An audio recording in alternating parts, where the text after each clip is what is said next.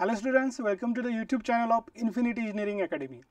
In this session, we are going to discuss the questions which are asked in the ITI instructed previous year question paper.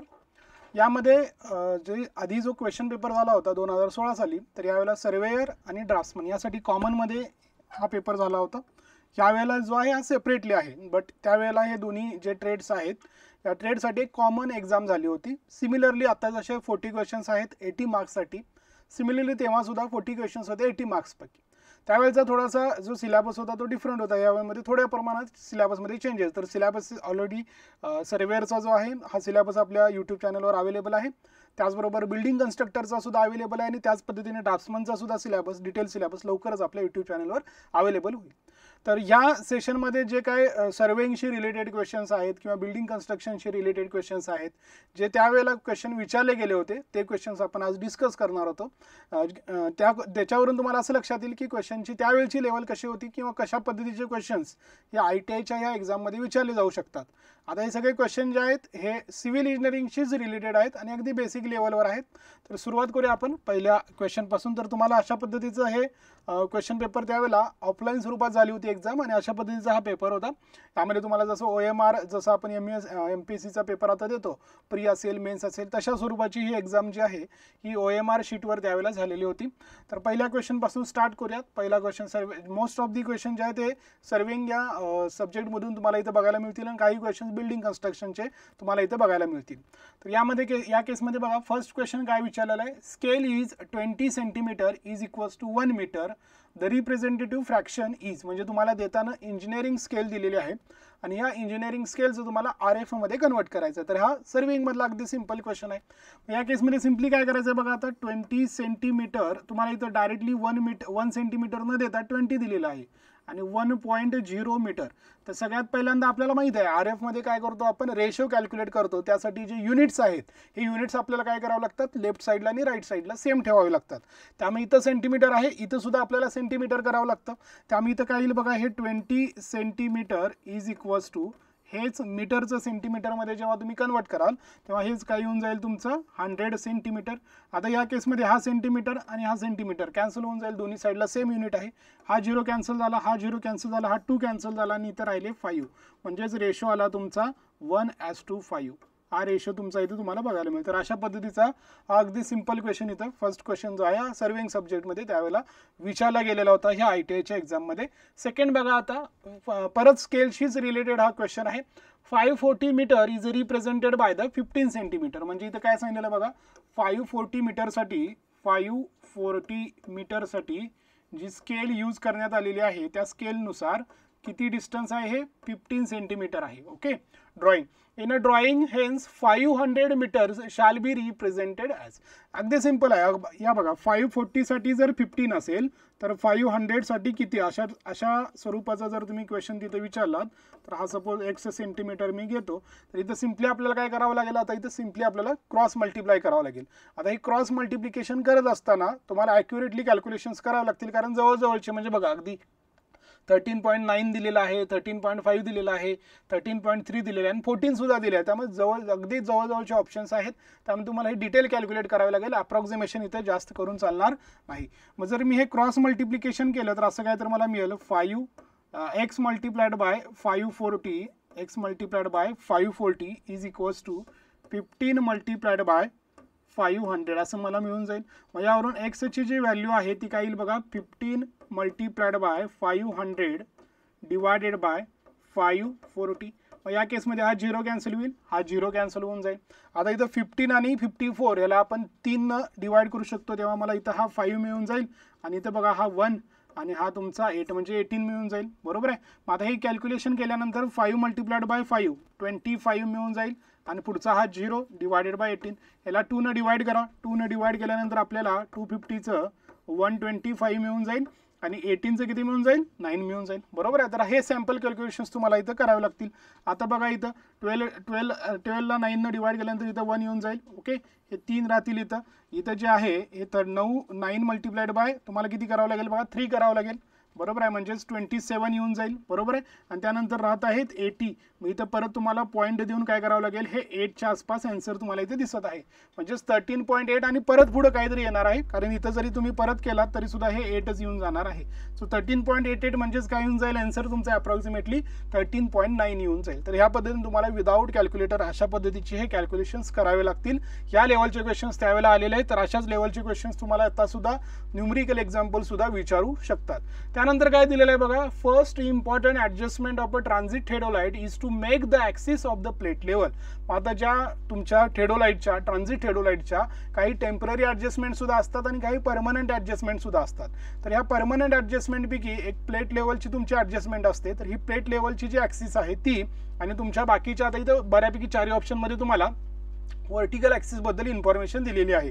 मग जर आपण पूर्ण setup बघितला, हे component part बघितले आपण थेडोलाइट चॅप्टरमध्ये कंपोनंट पार्टचा आपण स्टडी करतो, बरोबर आहे. मग यामध्ये ही जी ऍक्सिस दिसत आहे तुम्हाला, ही जी ऍक्सिस दिसत आहे पूर्णपणे व्हर्टिकल ऍक्सिस आहे, ओके. आणि प्लेट लेवलची जी ऍक्सिस आहे, इथं प्लेट लेवल आहे तुमची, ही प्लेट लेवलची ऍक्सिस अशी काहीतरी येऊन जाईल. म्हणजेच थोडक्यात काय असणार आहे, व्हर्टिकल ऍक्सिसला ही प्लेट लेवलची जी ऍक्सिस आहे ती कशी असणार आहे, तुमची परपेंडिक्युलर असणार आहे. त्यामुळे इथं ऑप्शन काय येऊन जाईल, perpendicular to the vertical axis हा येऊन जाईल. तर हा परमनंट ऍडजस्टमेंटशी रिलेटेड तुम्हाला इथं क्वेश्चन जो आहे हा विचारण्यात आलेला होता. तर हे सर्वे मधले क्वेश्चन्स आले. आता थोडंसं ऑटोकॅडशी रिलेटेड क्वेश्चन आहे. The shape of an ellipse in AutoCAD drawing is determined by. तर यामध्ये जो शेप आहे या शेपसाठी काय यूज केलं जातं अशा पद्धतीचा हा क्वेश्चन आहे. तर नेहमी लक्षात ठेवा, इलिप्सचा शेप ठरवायचा असेल आपल्याला तर 2 गोष्टी आपल्याला लागतात. एक इथे तुमची ही पूर्णपणे मेजर ऍक्सिस, ओके, इथून इथपर्यंत, आणि ही जर हाफ कन्सिडर केली तर ह्यालाच आपण सेमी मेजर ऍक्सिस असं म्हणतो. आणि ही जी आहे हीच आहे आपली मायनर ऍक्सिस, किंवा ह्याला जर हाफ पोर्शन कन्सिडर केला तर ह्यालाच काय म्हणतात, सेमी मायनर ऍक्सिस असं म्हणतात. मला जर मेजर ऍक्सिस माहीत असेल आणि मायनर ऍक्सिस जर माहीत असेल तर त्यावरून मी इलिप्स जो आहे हा ड्रॉ करू शकतो. त्यामुळे याचा आन्सर काय येऊन जाईल, 2 ऍक्सिस. हे जे आहे हे 2 ऍक्सिस तुमचा याचा आन्सर येऊन जाईल. इथे रेडियस येणार नाही किंवा सर्कलशी रिलेटेड इन्फॉर्मेशन येणार नाही किंवा डायमीटर येणार नाही. आपल्याला एक ऍक्सिस लागेल मायनर ऍक्सिस आणि एक लागेल आपल्याला मेजर ऍक्सिस. तर अशा पद्धतीने आन्सर जे आहे फर्स्ट आन्सर याचं येणार आहे. त्यानंतर बघा नेक्स्ट जो क्वेश्चन आहे त्या नेक्स्ट क्वेश्चनमध्ये काय दिलेलं आहे, टॅकोमीटर. आता हा टॅकोमीटरीशी रिलेटेड क्वेश्चन आहे. मी सिंपल डायग्राम ड्रॉ करतो. Tacheometer at A with vertical angle, म्हणजे अशा पद्धतीचं काहीतरी तुमचं हे स्ट्रक्चर आहे. तर टॅकोमीटर तुम्ही प्लेस केलेलं आहे, ओके. 3 रिडिंग्स आपल्याला मिळणार आहे टॅकोमीटर असल्यामुळं. व्हर्टिकल अँगल किती दिला आहे, 10 डिग्री दिलेला आहे. अँड हॅज हेअर रिडिंग्स, इथं काय तर तुमचा असं काहीतरी स्टाफ असेल आणि इथं तुम्हाला 3 रिडिंग्स दिलेले आहे. तिथून जे आहे ते फर्स्ट रिडिंग असेल, सेकंड रिडिंग असेल, थर्ड रिडिंग असेल. तर यामधलं जे टॉपचं रिडिंग आहे आणि बॉटमचं रिडिंग आहे यालाच काय म्हणतो आपण, यालाच आपण म्हणतो स्टेडिया इंटरसेप्ट यस किंवा स्टाफ इंटरसेप्ट यस असं म्हणतो, ठीक आहे. तर आपल्याला हे यस कॅल्क्युलेट करायला सांगितलेलं आहे. आता या केसमध्ये आपल्याला बघा एक रिडिंग दिलेलं आहे 0.952, एक दिलेला आहे आणि एक दिला. आपल्याला टॉप आणि बॉटम म्हणजेच हे 2 रिडिंग लागतात. या दोन रिडिंगचा डिफरन्स आपल्याला कॅल्क्युलेट करावा लागेल. तर काय येईल बघा, 1.158 मायनस 0.952 हे करायचं आहे तुम्हाला. म्हणजेच हे किती येऊन जाईल बघा, हे 6 येऊन जाईल, हे 0 येऊन जाईल, हे किती येऊन जाईल 2 आणि हे 0 म्हणजे 0.206. अगदी सिंपल तुम्हाला हा क्वेश्चन इथे विचारलेला आहे. तर याचा आन्सर ऑप्शन 2 जो आहे सेकंड जो ऑप्शन आहे तो करेक्ट येऊन जाईल. तर हा टॅकोमीटरीशी रिलेटेड हा क्वेश्चन होता. नेक्स्ट बघा, परत टॅकोमीटरीशीच रिलेटेड तुम्हाला आणखी एक क्वेश्चन विचारलेला आहे जो पण अगदी सिंपल आहे. The tacheometer telescope should be fitted with. तर यामध्ये लेन्सचा एक हा टाईप आहे, एक लेन्सचं स्पेशल नाव आहे ज्याच्यावरूनच तुमचे जे कॉन्स्टंट आहे ते कॉन्स्टंट जे टॅकोमीटरमधले एक ॲडिटिव्ह कॉन्स्टंट असतो तो 0 येतो आणि मल्टिप्लाइंग कॉन्स्टंट तो 100 येतो. तर त्यालाच काय म्हणतो आपण, त्यालाच आपण ॲनालिप्टिक लेन्स असं म्हणतो. तर ह्या ॲनालिप्टिक लेन्समुळं तुमचे जे कॉन्स्टंट आहेत हे बरोबर एक्झॅक्टली 100 आणि 0 येतात, ओके. तर याचा आन्सर ॲनालिप्टिक लेन्स हे याचा आन्सर असेल. If the fore bearing upper line, आता हा परत कंपासशी रिलेटेड क्वेश्चन आहे बघा. 4 बेरिंग दिलेलं आहे आणि ते पण तुम्हाला देताना क्वाड्रंटर बेरिंग सिस्टीममध्ये दिलेलं आहे. हे दिलेलं आहे तुम्हाला क्वाड्रंटर बेरिंग सिस्टीम किंवा यालाच आपण रिड्युस्ड बेरिंग असंही म्हणतो. आणि दुसरं कुठलं असतं हे सोडून दुसरं कुठलं असतं तुमचं होल सर्कल बेरिंग हे एक असतं. आता होल सर्कल बेरिंग मधला आपला रूल काय आहे, 4 बेरिंग मधून बॅक बेरिंग कॅल्क्युलेट करायचं असेल तर यामध्ये एक तर +180 करतो किंवा -180 करतो. म्हणजे 4 बेरिंग जर 180 पेक्षा कमी असेल तर प्लस करावं लागतं बॅक बेरिंग कॅल्क्युलेट करण्यासाठी, आणि 4 बेरिंग जर तुमचं 180 पेक्षा जास्त असेल तर 180 मायनस करावं लागतं बॅक बेरिंग कॅल्क्युलेट करण्यासाठी. बट हे कशासाठी आहे, होल सर्कल बेरिंगसाठी आहे. बट इथं तुम्हाला रिड्युस्ड बेरिंग दिलेलं आहे किंवा इथं बघा N26 डिग्री 35 मिनिट्स. यामध्ये आपण सिम्पली आपल्याला माहित आहे की नॉर्थच्या ऐवजी काय येणार आहे साऊथ, जर साऊथ असेल तर येणार आहे नॉर्थ, त्यानंतर वेस्ट असेल तर ईस्ट येणार आहे आणि ईस्ट असेल तर वेस्ट येणार आहे. फक्त इंटरचेंज तुम्हाला करायचे आहेत आणि न्यूमरिकल जी व्हॅल्यू आहे ती मात्र ॲज इट इज तशीच राहते. त्यामुळे आता नॉर्थच्या ऐवजी काय येऊन जाईल बघा, साऊथ येऊन जाईल. Numerical value as it is 26 degree 35 minutes आणि वेस्टच्या ऐवजी ईस्ट येऊन जाईल. मग हा ऑप्शन कुठे दिसत आहे बघा, साऊथ 26 डिग्री 35 मिनिट्स ईस्ट, म्हणजे पहिलाच ऑप्शन जो आहे हा तुमचा इथं करेक्ट येऊन जाईल. तर जे सर्वेमध्ये आपण शिकलेलो आहोत तशाच टाईपचे क्वेश्चन्स तुम्हाला इथं डायरेक्टली ॲज इट इज विचारले गेलेले आहेत. त्यानंतर बघा, if R is a radius of the curve and phi is the deflection angle, the total length of the curve. आपल्याला माहिती आहे अशा पद्धतीची एक लाईन असते, इथून हा तुमचा हा डिफ्लेक्टेड शेप असा येतो, याच अँगलला आपण डिफ्लेक्शन अँगल असं म्हणतो आणि इथून तुमचा असा काहीतरी कर्व तयार होतो, बरोबर आहे. इथून ही तुमची सेंटर तयार असेल, सपोज ही रेडियस असेल, इथं सुद्धा जो अँगल आहे तो काय येतो तुमचा फाय येतो, किंवा ह्या साईडला 5/2 आणि ह्या साईडला 5/2. ही तुमची लॉंग कॉर्ड असते, मग इथं आपल्याला सिम्पली ह्या कर्वची लेंथ विचारलेली आहे. मग ह्या कर्वच्या लेंथसाठी सर्क्युलर कर्व असल्यामुळं जर मी हे कंटिन्युअस असं घेतलं असतं पूर्ण सर्कल, तर अगदी सिंपल बघा, पूर्ण अँगल किती सबस्टेंड झाला असता, 360 डिग्री झाला असता. 360 डिग्री असती तर पूर्ण ह्या कर्वची लेंथ म्हणजेच काय आलं असतं, तुमच्या सर्कलची पेरिमीटर आली असती, ज्याला आपण काय म्हणतो 2πr असं म्हणतो. बट आपला 360 डिग्री आहे का, पूर्ण सबस्टेंड नाही, आपण थोडासा पार्ट त्यातला घेतलेला आहे जो किती आहे तुमचा फक्त 5. मग 360 साठी 2πr, तर 5 साठी किती, हीच असते तुमची लेंथ ऑफ दी कर्व. हेच आपण सॉल्व केल्यानंतर आपल्याला काय मिळतं, हे लेंथ ऑफ दी कर्व इथे येईल, लेंथ ऑफ दी कर्व. त्यानंतर हे 2 × π × r, 5 इथं जाईल आणि हा 360 इथे येईल. मग 360 आणि 2 हा कॅन्सल होऊन 180 इथं राहील, म्हणजेच किती राहिले बघा, π × r × 5 डिवायडेड बाय 180, म्हणजेच कुठला ऑप्शन आहे, हा थर्ड जो ऑप्शन आहे तो करेक्ट येऊन जाईल. तर अगदी तुम्हाला लॉजिक जरी माहीत असेल, फॉर्म्युला जरी आठवत नसेल तरी सुद्धा हे जर टेक्निक माहीत असेल, कन्सेप्ट माहीत असेल तर तुम्हाला हे आन्सर देता येईल. बट बेटर वे तुम्ही हे जे आहे परीक्षेमध्ये डिराईव्ह न करता परीक्षेच्या आधी ह्या सगळ्या डेरिव्हेशनची प्रॅक्टिस करा, जेणेकरून परीक्षेच्या वेळेला तुमचा हा वेळ आहे हा वेळ सेव्ह होईल, बरोबर आहे. टाइम तुम्हाला तिथं जास्त लागणार नाही. तर हे तुमचा कर्वशी रिलेटेड क्वेश्चन होता. इथं मात्र बघा, Wien the length of the chain along a slope of theta is L, तुम्हाला जर असं सांगितलेलं आहे की असा एक तुमचा ग्राउंड सरफेस आहे, इथं तुमचा जो अँगल तयार झालेला आहे तो थीटा आहे आणि इथून इथपर्यंतचं जे डिस्टन्स आहे ते दिलेलं आहे यल. Then in this condition correction for slope required is, तर हे जेव्हा आपल्याला थीटाच्या स्वरूपात लिहायचं असतं तर करेक्शन फॉर स्लोप जो आहे हा थीटाच्या स्वरूपात मायनसमध्ये असतो सगळ्यात पहिल्यांदा, आणि तेच 2l × sin स्क्वेअर ऑफ θ/2 असतं. तर इथं ॲक्च्युली हे 2 असायला पाहिजे होतं, म्हणजे हा ऑप्शन तुमचा करेक्ट आला होता, पण इथं बेबी प्रिंटिंग मिस्टेकमुळे हा 2 दिसत नाही, बट हा ऑप्शन तुम्हाला इथं माहीत असणं गरजेचं आहे. त्यानंतर बघा नेक्स्ट वन, आता हा परत एक न्यूमरिकल एक्झाम्पल दिलेला आहे, रेसिप्रोकल लेवलिंगशी रिलेटेड न्यूमरिकल एक्झाम्पल दिले. काय दिले बघा, 2 points A and B are 1530 metre apart across a wide river. The following reciprocal levels are taken with 1 level. तर तुम्ही काय इथं बघा, ह्यामध्ये व्हर्टिकल सबस्ट्रॅक्शन करायचं का हॉरिझॉन्टल सबस्ट्रॅक्शन करायचं हे महत्त्वाचं असतं अशा टाईपच्या क्वेश्चनमध्ये. तर काय दिले बघा, लेवल ए दिलेली आहे, त्यावेळेला लेवल जेव्हा एच्या ठिकाणी होती तेव्हा स्टाफ रिडिंग एचं आणि बीचं अशा पद्धतीनं दिलेलं आहे. त्याचबरोबर जेव्हा लेवल तुम्ही बीच्या ठिकाणी नेली त्यावेळेला स्टाफ रिडिंग तुमचं एचं आणि बीचं असं दिलेलं आहे. याच्यावरून लगेच लक्षात येतं की तुम्हाला सबस्ट्रॅक्शन जे करायचं आहे हे सबस्ट्रॅक्शन कसं करावं लागेल, हॉरिझॉन्टल सबस्ट्रॅक्शन करावं लागेल, हे लगेच लक्षात येत आहे.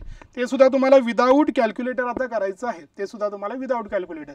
तर काय येईल बघा, आता इथं 3.810 मायनस 2.165 हे जर तुम्ही केलं तर या केसमध्ये किती येईल बघा, हे 5 येऊन जाईल. त्यानंतर हे 11 मधून 7 गेले 4 येऊन जाईल, 8 मधून 2 गेले 6 येऊन जाईल आणि हे म्हणजे हे 1.645 एकासाठी आलं.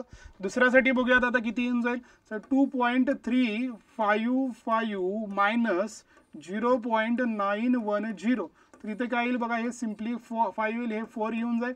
इथं बघा आता 9 आणि हे तुमचं जवळपास इथं आहे 13 आणि हे 9, हे 4 येऊन जाईल आणि हे तुमचं 2 - 1 1 पॉईंट, म्हणजे एक आहे 1.645 आणि एक आहे 1.445. या दोघांचा ॲव्हरेज. आता हे अगदी सिंपल आहे, 45 म्हणजे एक 445 आणि एक 645. तर या दोघांचा ॲव्हरेज न म्हणजे कॅल्क्युलेशन न करता सुद्धा आपल्याला लगेच लक्षात येत आहे की 1.5 545 येणार आहे. तर हे कॅल्क्युलेशन्स करत बसायची गरज नाही. त्यामुळे याचं जे ऑप्शन आहे हा ऑप्शन 3 येऊन जाईल. जरी केला तरी ठीक आहे, जरी हे शॉर्टकट जर लक्षात येत नसेल, ट्रिक लक्षात येत नसेल, दोघांचे ॲडिशन करावे लागेल आणि डिवायडेड बाय 2 करावं लागेल, हेच आन्सर येऊन जाईल.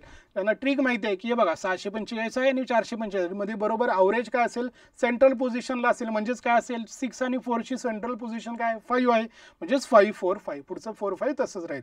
तर हे शॉर्ट ट्रिकनं सुद्धा तुम्ही पुढचा पार्ट जो आहे हा सॉल्व्ह करू शकता. तो इथं ऑप्शन 3 जो आहे तो करेक्ट आलेला आहे. On completion of a temporary adjustment for plane table is expected to the, म्हणजे थोडक्यात इथं आता जो क्वेश्चन आहे हा प्लेन टेबलच्या टेम्पररी ॲडजस्टमेंटशी रिलेटेड आहे. तर आता टेम्पररी ॲडजस्टमेंट म्हणा किंवा setting up the plane table म्हणा, तर प्लेन टेबल जेव्हा आपण सेट करतो त्यावेळेला सगळ्यात पहिल्यांदा आपल्याला सेंटरिंग करावं लागतं, लेवलिंग करावं लागतं. हे दोन जे आहे ते मॅन्डेटरी असतात. म्हणजे सेंटरिंग पण करावं लागेल आणि म्हणजे तुमच्या जो काही ग्राउंडवरचा जो पॉईंट आहे तो आणि तुमच्या ड्रॉइंग शीटवरचा जो पॉईंट तुम्ही मार्क करत आहात तो एकाच व्हर्टिकल ॲक्सिसवर आला पाहिजे. याला म्हणतो आपण सेंटरिंग. आणि लेवलिंग म्हणजे काय, पूर्ण टेबल तुमचा हॉरिझॉन्टल एक्झॅक्टली हॉरिझॉन्टल पोझिशनमध्ये असला पाहिजे. तर ह्या तर दोन कंडिशन सॅटिस्फाईड झाल्याच पाहिजेत. पण त्याचबरोबर काय होतं की तुम्ही जेव्हा एखाद्या वेळेला लोकेशन जे आहे चेंज करता प्लेन टेबलचं, तर त्याच वेळेला तुम्हाला ओरिएंटेशन प्रोसेस पण करावी लागते. ओरिएंटेशन म्हणजे काय की तुमची ग्राउंडवरची जी लाईन आहे ती आणि तुम्ही जी लाईन ड्रॉ केलेली आहे तुमच्या प्लेन टेबलवर, ह्या दोन्ही पॅरलल असल्या पाहिजेत किंवा या दोन्ही एकाच लाईनवर तुमच्या शो करता आल्या पाहिजेत. मग हे जर नसेल तर तिथं आपण बाय युझिंग कंपास किंवा by using back side orientation करतो. तर बाय डिफॉल्ट आपण काय करतो की ह्या दोन तर मॅन्डेटरी आहेतच, पण त्याचबरोबर ओरिएंटेशन सुद्धा तुम्हाला करावं लागतं. त्यामुळे आन्सर काय येऊन जाईल बघा, प्रॉपरली लेवल तर असलंच पाहिजे, सेंटर तर असलंच पाहिजे, ॲक्युरेटली सेंटर आणि ओरिएंटेड पण असलंच पाहिजे, बट लेवलिंग सुद्धा करता यायला पाहिजे. त्यामुळे काय येऊन जाईल तुमचा ऑप्शन 4, म्हणजे जिथं सेंटरिंग सुद्धा म्हणलेलं आहे, ओरिएंटेशन पण म्हणलेलं आहे आणि लेवलिंग सुद्धा म्हणलेलं आहे. तिन्ही जे आहे ते तिन्ही तुम्ही इथं कव्हर झाले आहे. त्यामुळे ऑप्शन जो 4th ऑप्शन आहे तो इथं करेक्ट येऊन जाईल. त्यानंतर नेक्स्ट बघा, आता थोडंसं बिल्डिंग कन्स्ट्रक्शनशी रिलेटेड क्वेश्चन्स आहेत. हे सर्वेइंगशी रिलेटेड क्वेश्चन्स होते. इथं काय विचारले बघा, in a brick masonry with Flemish bond in one course there are, म्हणजे थोडक्यात इथं तुम्हाला फ्लेमिश बॉन्ड आणि इंग्लिश बॉन्ड जो आहे तर त्यापैकी फ्लेमिश बॉन्डबद्दलची इन्फॉर्मेशन विचारलेली आहे.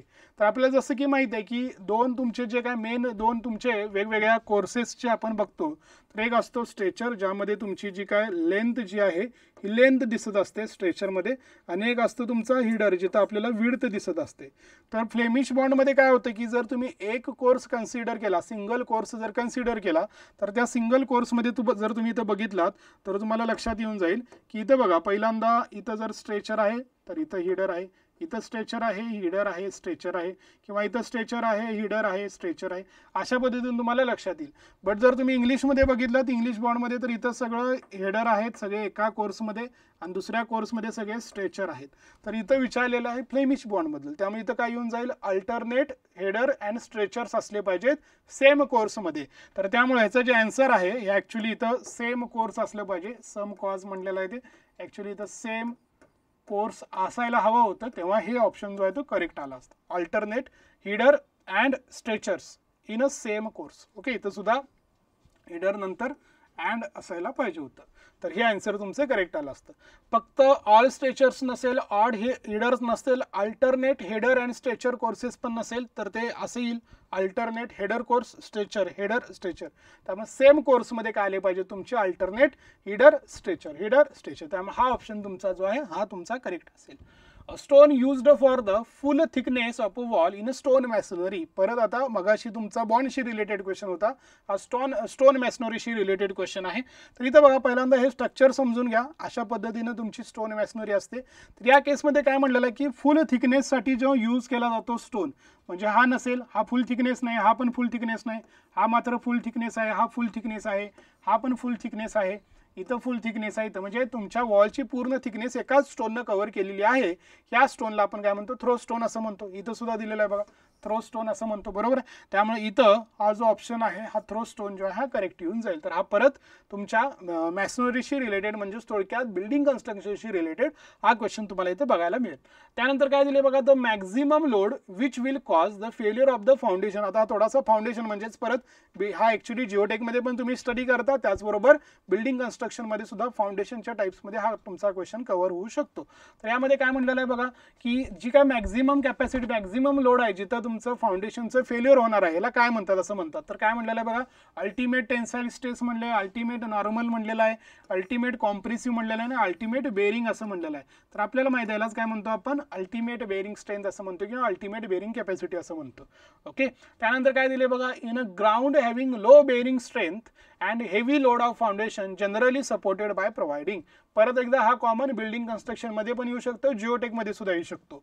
तर जेव्हा जेव्हा आपल्याला माहित आहे लो बेरिंग कॅपॅसिटी आहे आणि लोड मात्र तुमचा जास्त आहे, अशा सिच्युएशन मध्ये आपण कंबाईन किंवा स्ट्रॅप यूज करू शकणार नाही. आपल्याला काय यूज करावं लागेल, राफ्ट फुटिंग.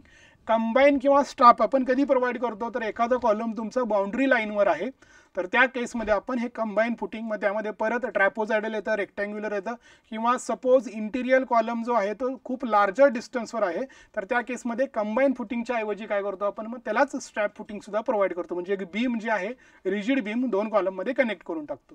पण हे अशी सिच्युएशन इथं नाही दिलेली. इथं काय म्हणलेलं आहे, लो बेरिंग आणि हेवी. मग त्या केसमध्ये आपण काय प्रोव्हाइड करतो, त्या केसमध्ये आपण राफ्ट किंवा मॅट असंही म्हणतात. म्हणजे सगळ्याच कॉलमसाठी कंबाईन तुमचं फुटिंग प्रोव्हाइड केलं जातं. ओके, तर हे झालं क्वेश्चन तुमचं थर्ड आन्सर आलेला आहे. त्यानंतर पाईल foundation is a generally used of in a soil. तर तुमच्या फाउंडेशनचे दोन टाइप्स येतात, एक असतं शालो फाउंडेशन, एक असतं डीप फाउंडेशन. डीप फाउंडेशन मधला सगळ्यात इम्पॉर्टंट जो टाईप आहे तो आहे तुमचा पाईल फाउंडेशन. तर ही पाईल फाउंडेशन कधी यूज करायचं असं विचारलेलं, तर कॉम्प्रेसिबल सॉइल असेल तर बरोबर आहे, वॉटर लॉक्ड असेल तरी सुद्धा प्रोव्हाइड करतो आपण, आणि सॉफ्ट क्ले असेल तर, म्हणजेच ऑल ऑफ द अबाव जे आहे हे आन्सर इथं करेक्ट येणार आहे. तर बघा फाउंडेशनवर सुद्धा बरेचसे क्वेश्चन्स तुम्हाला इथे बिल्डिंग कन्स्ट्रक्शन थ्रू बघायला मिळतील. त्यानंतर temporary structure constructed for carrying out the construction across a river. म्हणजे एक रिव्हर आहे अशी, या रिव्हरच्या ठिकाणी इथं तुम्हाला काहीतरी कन्स्ट्रक्शन करायचं आहे, तर इथून याच्या भोवती काय करता तुम्ही, जे डायव्हर्ट वॉटर करायला किंवा इथून असं अशा टाईपचं एक टेम्पररी स्ट्रक्चर तुम्ही काय करता, कन्स्ट्रक्ट करता, आणि तुमचं जे काय वर्क आहे ते वर्क ह्या लोकेशनमध्ये मग तुमचं कॅरी फॉरवर्ड करता. तर या स्ट्रक्चरला काय म्हणतो आपण, ह्याच स्ट्रक्चरला काय म्हणतात, कॉफर डॅम असं म्हणतात. तर तुमच्या सिलेबसमध्ये टेम्पररी स्ट्रक्चर नावाचा एक पॉईंट आहे, तर त्याच्याशी रिलेटेड हा क्वेश्चन आहे कॉफर डॅमचा. त्यानंतर बघा next one, the volume of a cement in a 50 kg bag. तर परत हा बिल्डिंग मटेरियलशी रिलेटेड क्वेश्चन म्हटला तरी चालेल. तर याचं सुद्धा आन्सर आपल्याला अगदी माहिती आहे की जर 1 बॅग घेतली तर त्याचं एक तर वेट आहे 50 kg किंवा त्याचा व्हॉल्यूम असतो अराउंड 35 लिटर्स घेतो आपण, म्हणजेच 34.7 हे लिटरमध्ये आहे. हेच जर मीटरमध्ये विचारलं असतं तर 34.7 मल्टिप्लाइड बाय 10⁻³ मीटर क्यूब तुम्हाला लिहावं लागलं असतं जर मीटर क्यूबमध्ये विचारलं असतं तर. पण इथे लिटरमध्ये विचारलं, सो डायरेक्टली 34.7 हे तुमचं इथं आन्सर करेक्ट येऊन जाईल. तर त्यानंतर बघा आता आणखी परत मटेरियलशी रिलेटेड क्वेश्चन काय विचारलेलं आहे तुम्हाला. According to the Indian standard institute the actual size of the modular brick is. म्हणजे ही जी काय ब्रिक असते आपली, ह्या ब्रिकची तुम्हाला मॉड्युलर साईज विचारलेली आहे. म्हणजे विथ मॉर्टर नाही, जी मॉड्युलर तुमची ॲक्च्युअल साईज असते ती विचारलेली आहे. तर आपल्याला माहिती आहे ही साईज असते तुमची 19, हे असते 9 आणि ही 9 सेंटीमीटरमध्ये, बरोबर आहे. मग मॉर्टर जर इथं आपण कन्सिडर केलं तर हेच 19च्या ऐवजी 20 घेतो आपण, हे 9च्या ऐवजी 10 घेतो आणि हे सुद्धा 9च्या ऐवजी 10. पण इथं विथ मॉर्टर म्हणलेलं नाही, मॉड्युलर म्हणलेलं आहे फक्त. तर ॲक्च्युअल साईज म्हणलेलं आहे त्यामुळे काय येऊन जाईल 19/9/9 सेंटीमीटर हे आन्सर तुमचं इथं येऊन जाईल. तर ही ब्रिकची साईज अशा पद्धतीने विचारलेली गेलेली होती. त्यानंतर बघा हॉरिझॉन्टल मेंबर ऑफ परत बिल्डिंग कन्स्ट्रक्शनशी रिलेटेड कंपोनंटशी रिलेटेड क्वेश्चन विचारलेला आहे. हॉरिझॉन्टल मेंबर म्हणलेला आहे, हा वर्ड इथं महत्त्वाचा आहे खूप. ऑफ अ स्टोन, कॉन्क्रीट किंवा वूड, म्हणजे तो स्टोनचा असेल, कॉन्क्रीटचा असेल किंवा वूडचा असेल. Provided to give support for the vertical members of the window. म्हणजे हे अशी विंडो असेल तर या विंडोला सपोर्ट देण्यासाठी इथं जो मेंबर प्रोव्हाइड केलेला असतो विंडोच्या खाली, तर याला काय म्हणतात असं विचारलेलं. ऑप्शन काय दिलं, जाम दिलेला आहे, इथं रिवेल दिलेला आहे, कोइन दिलेला आहे आणि सील दिलेला आहे. तर याला इथं आपण जी सपोर्टला प्रोव्हाइड करतो हे काय असतं तुमचं सील. हे कॉन्क्रीटचं असेल, स्टोनचं असेल किंवा ब्रिकवर काही ठिकाणी यूज केलेला असेल किंवा वुडन असेल, बरोबर आहे, ठीक आहे. तर या केसमध्ये सील असेल, ठीक आहे. आणि याच्या वर जे असतं टॉप पोझिशनला तुमचे डोअर्स असतील, विंडिंग असतील तर ते लिंटेलचा पार्ट आहे, पण तो नाही विचारला इथं तुम्हाला बॉटमचा पार्ट विचारला तर त्याचा आन्सर सील येऊन जाईल. तर अशा पद्धतीचे हे काही क्वेश्चन्स दोन सब्जेक्टमधले म्हणजे सर्वेइंगमधले आणि बिल्डिंग कन्स्ट्रक्शनमधले तुम्हाला इथं बघायला मिळतील. ओके, जे जवळपास हा क्वेश्चन पेपर जो 2016चा जो आहे त्यामधले हे क्वेश्चन्स ITI इन्स्ट्रक्टर, ड्राफ्ट्समन आणि सर्विंगची कॉमन एक्झाम झाली होती. त्याच्यामधले काही सिलेक्टिव्ह क्वेश्चन जे फक्त सर्विंग आणि बिल्डिंग कन्स्ट्रक्शन या 2 सब्जेक्टमधले इथं क्वेश्चन्स तुम्हाला हे बघायला मिळतील, जेणेकरून तुम्हाला अपकमिंग जी एक्झाम आहे आता CBT2 ITI इन्स्ट्रक्टर, ज्यामध्ये सिव्हिल इंजिनिअरिंग स्टुडंटनी CBT 1 दिलेले आहे, ज्यांचा स्कोअरसुद्धा चांगले आलेला आहे, लवकरच रिझल्टसुद्धा लागेल आणि CBTचं फॉर्मसुद्धा तुम्हाला आता भरायचे आहेत. तर तीसुद्धा नेक्स्ट मंथमध्ये त्यांनी सांगितल्यानुसार नोव्हेंबरमध्ये CBT2 जे आहे हे होणार आहे. तर त्याच्यासाठी तुम्ही बेसिकली जो काही सिलेबस आहे ह्या सिलेबसचं ॲनालिसिस करून त्या पद्धतीने अभ्यासाला सुरुवात करा. जे पॉईंट्स ऑलरेडी स्टडी केलेले आहेत ते तुम्हाला माहीत आहे, त्याची शॉर्टमध्ये रिवाईज करा लवकरात लवकर, आणि नवीन जे पॉईंट्स आहेत त्याचा मात्र स्टडी लवकरात लवकर स्टार्ट करा. नवीनमध्ये मग ड्रॉइंग असेल, AutoCAD असेल, जसं मी तुम्हाला सिलेबसमध्ये सुद्धा डिटेलमध्ये सांगितलेलं आहे. ओके, तर त्यानुसारच ह्या कोर्स, स्पेशल कोर्स जो आहे म्हणजे जे काय स्पेशल सिलेबस आहे या 3 वेगवेगळ्याचा, जसं की यामध्ये बघा सर्वेअर असेल, त्यानंतर बिल्डिंग कन्स्ट्रक्टर असेल आणि ड्राफ्ट्समन असेल सिव्हिलशी रिलेटेड. तर हे 3 कोर्सेस ऑलरेडी आपण लॉन्च केलेले आहेत आणि कंबाईनमध्ये तिघांचे कंबाईनमध्ये सुद्धा एक कोर्स लॉन्च केलेला आहे. तर हे आहे 2999, 2999 किंवा हे सुद्धा 2999 आणि हे 5499 मध्ये तुम्हाला हा कॉम्बोमधला हा जो कोर्स आहे हा अवेलेबल झालेला आहे. तुम्हाला याबद्दल काही इन्फॉर्मेशन हवी असेल तर ह्या व्हिडिओच्या खाली डिस्क्रिप्शनमध्ये गुगल फॉर्मची लिंक आहे, तो फिल करा, किंवा हा नंबर आहे या नंबरवर डायरेक्टली कॉल करा. जो फर्स्ट नंबर दिसत आहे तो, किंवा जो सेकंड आहे त्यावर तुम्ही मेसेज करा, व्हॉट्सअप मेसेज केला तरी चालेल. तुम्हाला आपल्या टीमकडून कॉल येईल आणि बॅचबद्दलची पूर्ण डिटेल इन्फॉर्मेशन आहे ती तुम्हाला त्या नंबर थ्रू म्हणजे तुम्हाला तिथं सांगण्यात येईल. Okay sir, thank you so much for attending this session. त्याचबरोबर ॲप हे तुम्हाला डाउनलोड करायचं आहे, इन्फिनिटी अकॅडमी. इथं ह्या सगळे कोर्सेस तुम्हाला मिळून जातील स्टोअरमध्ये. ओके, प्ले स्टोअरवर सिम्पली सर्च करा इन्फिनिटी अकॅडमी, ते इन्स्टॉल करा. जनरल जे काय रजिस्ट्रेशन आहे ते करून घ्या. तुम्हाला तुमच्या तिथंच एक स्टोअरचा ऑप्शन आहे, तिथं तुम्हाला ह्या बॅचेस बघायला मिळतील. ओके, तर अशाच एका ITIशी रिलेटेड आणखी एका व्हिडिओमध्ये नक्की आपण भेटू. बऱ्याच जणांचे बुकशी रिलेटेड असतील, MCQ प्रॅक्टिसबद्दल असतील, बऱ्याच जणांनी कमेंटमध्ये दिले. आणखी काय तुमचे पॉईंट्स असतील तर ते कमेंटमध्ये तुम्ही शेअर करा, त्याच्यावर आम्हाला पुढच्या अपकमिंग व्हिडिओज जे आहेत ते बनवायला मदत होईल. Okay, thank you so much.